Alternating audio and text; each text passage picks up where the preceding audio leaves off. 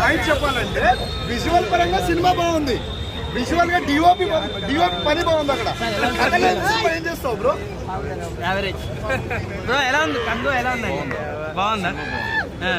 Entrance highlight blockbuster. Suriya కెరీర్లో best ఎవరి opinion వాళ్ళది. మూవీ బాగుందండి, నిజం చెప్తాను. అంటే విజువల్స్ కొత్తగా ఉంటాయి మీరు చూసినంత. డబుల్ క్యారెక్టర్లలో ఎలా డబుల్ క్యారెక్టర్ అని కాదన్న, అంటే వాళ్ళ సంథింగ్ ఇప్పుడు మనం చాలా సినిమాలో చూస్తుంటాం, వాచ్ లాగా ఇక్కడ గతం పోతుంది మళ్ళీ వస్తుంది 24 అలా ఉంటుంది మూవీ.